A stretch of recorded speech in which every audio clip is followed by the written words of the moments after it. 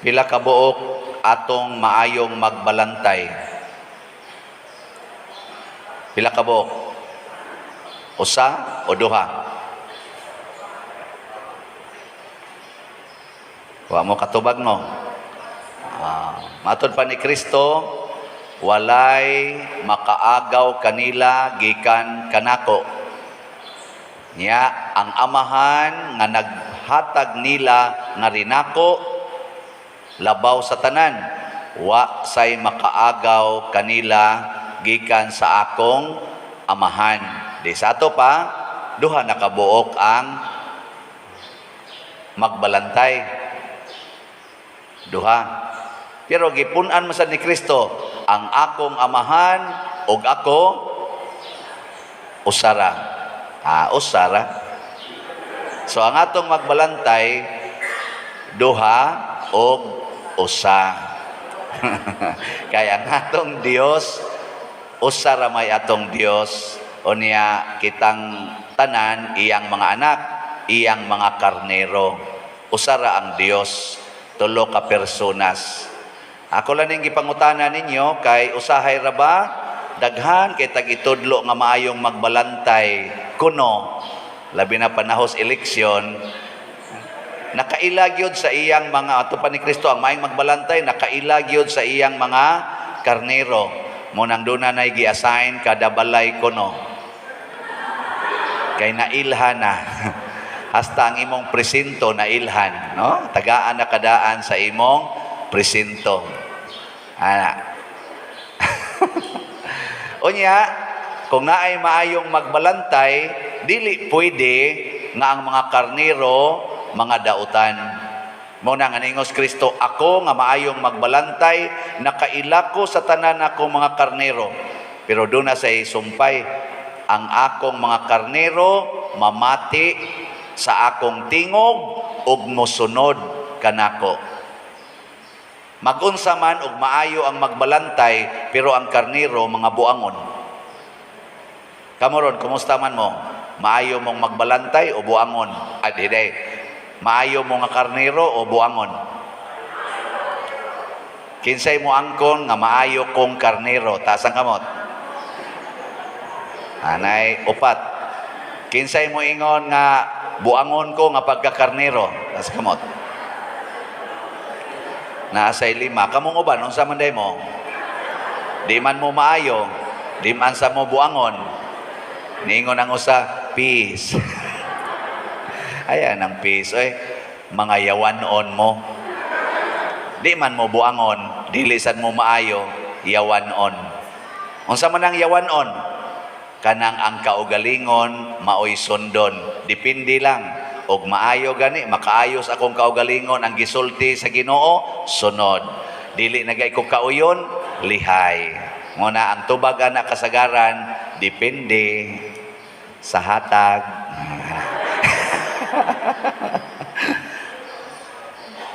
So aritas una, ang maayong magbalantay nakaila sa tanan niyang karnero. Kinsa ron sa atong mga kandidato nasyonal o lokal nga nakailag yun sa tanang Filipinos, mao'y butari kay maayo nang magbalantay.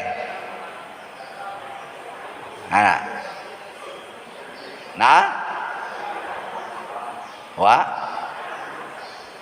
Kaning gawali ron, magbalantay man ni dinhi sa San Vicente Ferrer Paris, Liloan. Nakaila ka ko sa tanan gidinhing nagpuyo.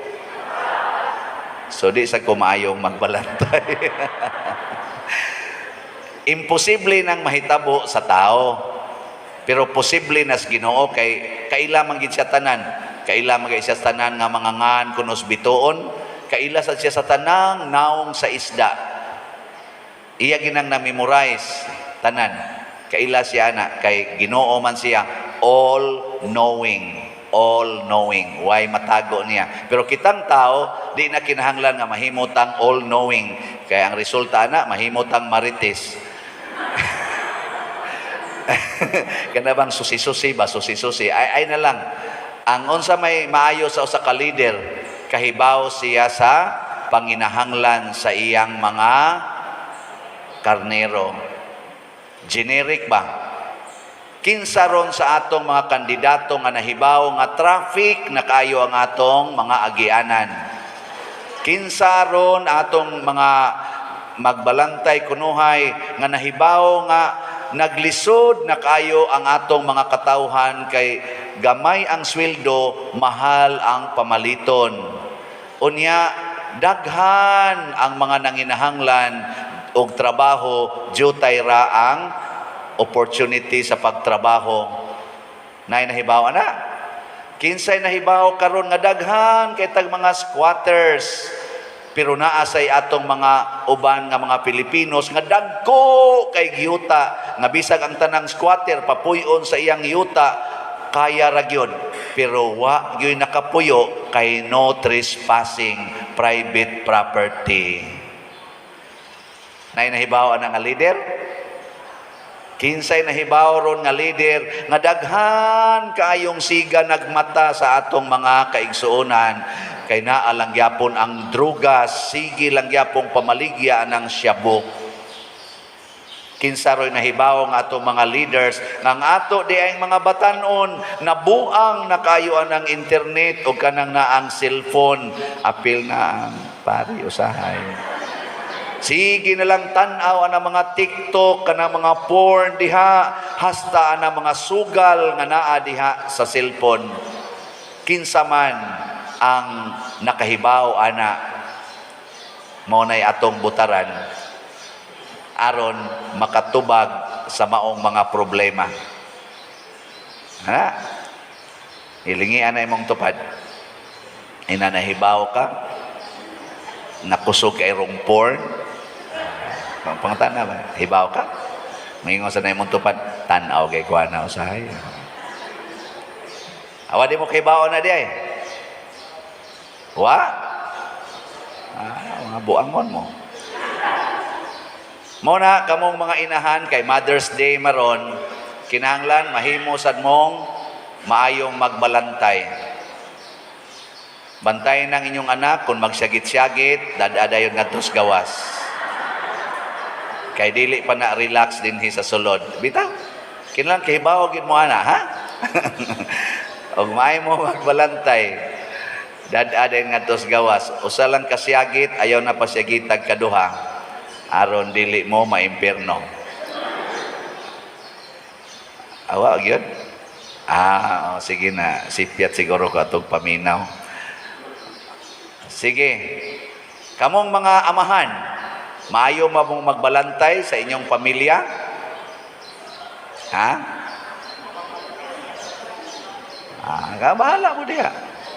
Basta kinahanglang nakaila mo sa panginahanglan. Sa unang pagbasa, sila si San Pablo gisundan sa daghan kay mga tao kay nakahibaw kay sila og unsay gikinahanglan sa ilang kaigsuonan. Mo na mga tao magpunsisok nila. Wa sila manghatag og kwarta. Ay gahapon, diya mo to'y among nagian, porting taasas linya, porting motor, na kung ano, maning porting, maning huuta na ane. Siya klaro kay ni Pader na, padung dito ay, pagtanaw na mo, naade ng hatag. Wa magdag kwarta si San Pablo o ang iyang mga kauban, ang ilang gida, Kristo, Ginoo, natubag ang mga panginahanglan sa mga tao. Dili baya kwarta ang gikinahanglan ros mga tao. Na ay usa ka estudyante gibuli sa iyang maestro, iyang professor, naghikom tungod lang kay lain-lain sila gipili nga butaranan. Na sikat na ron sa social media. Naasay inahan nga naghilak kay gibuli sa iyang anak tungod lang kay lain-lain sila gipili nga kandidato. Why Ginoo? Why Ginoo? O nang gianhi ko dinhi, daghang kay muduol nako, Pader suportahin ni si kuan anak nako, di ko mo suporta anak. Wa ko'y gisuportahan. Ang ako lang isulti, dad-a ninyo ang Ginoo sa inyong pagbutar. Dad-a gyud ang Ginoo. Kay maunay mo tudlo nato kinsay butaran, sa kinsa may imong butaran Pader nako, nag-agad pa kos Ginoo. Siya siyaro Pader, kadugay na nimong sigig misa, wap agigisulti ang Ginoo, nako nana, sa kinsa man, nako pangutan ang Ginoo. Ngano ako may mong pangutan-on? Pangutan ang Ginoo kay musulti ra na siya nimo. Amo nang wa jud koy gisultihan karon. Ano inyo makong tutukan? Gatoo mo musulti ko pangutana mos Ginoo. Ayaw mo pangutana sa anang imong tupad. Kay lain sa nagbutaranan, lain sa nag-inspirasyon sa Ginoo. Kay butisyon guni. Unya ang mugawas nga mudaog sa eleksyon ugma atong respetuhan kay maunay gisugo sa Ginoo. Dili nato awayon, dili ta mag-ingon nga nanikas, wala. Basta nagdata Ginoo sa pagbutar nato, tuhuan nato ang niresulta mao toy kabubuton sa Ginoo. Nya ato nang suportahan kay mukuyog nato ang Ginoo nga maayong magbalantay. Unyang makapili tag daotang magbalantay, Father, mausabra na siya basta kitang tanan Dios nun sa atong pagsunod o pagtahod ni anang gipili sa atong eleksyon. Di kay magsig-away, di magsigig, dili na mo respeto tungod lang kay wa mo daog. Ang napildi, dili mo respetos ni daog. Ayaw. Niya ang ni daog sad, magsigi sag kondinar aring mga nangapildi. Musahay, putlan pas tubig. Why project nga mahitabo. Kanamong lugar dito bukid sa akong gipuy-an. Sus. Wa pag yun makarsadahi. Hangtod karon. Ang tugon sa isa na mos Ginoo. Wa gyud katulo na na-approve nga karsadahan. Duol ra gyud kayo. 3 ra ka kilometro gikan sa eskina sa karsada. Madungog gud namo ang busina sa kanini ang sakyanan dito atong karsada. Pero wa gyud kaabot sa amo ang karsada. 3 ra ka kilometro. Ngano man way maayong magbalantay nga nakakita dito. Mao nang salamat ko sa Ginoo, napari ko, sige na kong dupa-dupa, ang akong kolekta, akong gitabang dito, akong gipaabli-ablihag jutay ang daan, aron makaagi ang habal-habal. Pero tindaghanang nangapamos. Kaya niahat mag-drive og habal-habal, di nga dagma yun. Karon hinoon, anad na sila. Anad na sila ba? Igsakay nako dito habal-habal nako, may na di kay mo mudahangan hidong isa, may na kay padiroy nako wa mo matumbay sa hapitanan dining area pa din natumbahan na gina namo. Mag-abot ko kuno ang daan ug ang bag-ong pangos. Ana nya wa gi nakakita ana dito. Pila na nakasakong simento akong napada dito kay magsimento karon bahaan ikaugma mainas na sad hatag na sag simento may gani kay na ako'y dupa-dupa. Na karon nga tiguang dito, nga senior citizen mo kubra sa ilang kuan, hadlok man kay mo sakay motor, malipong man, ingnon lang sa mga driver sa balhabal, piyong lang diha manang, nya sandig sa kong abaga, nya magkatakanta din ang driver sa balhabal ba. Katakanta siya nya mo takil. Uy usa man ni dong sala, wa ra manang oy. Pero lawom ko kay ngutong sapa ko. Ko kani madugay ni mga matay magini mga tiguanga dinhi ba. Pero mo na ato lang na agwantahon kay nga naman wa man nablihig dakong dan. May padinis inyo kay nindot kayong nada no. Sana all.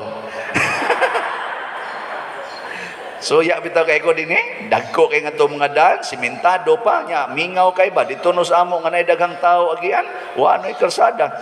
Balhabal ra gid dito. Muna ako lang ning gisgutan kay daghan kayong panginahanglan sa atong mga kaigsuonan nga wa matubag tungod kay dili maayo ang atong magbalantay. Nganong di man maayo? Kay dili konektado sa atong magbubuhat sa atong tinuod nga maayong magbalantay. Sa ikaduhang pagbasa nakita dito sa langit ang di maihap nga mga tao nga nagsunod sa maayong magbalantay, wala na sila'y kasakit, pulos na lang kalipay.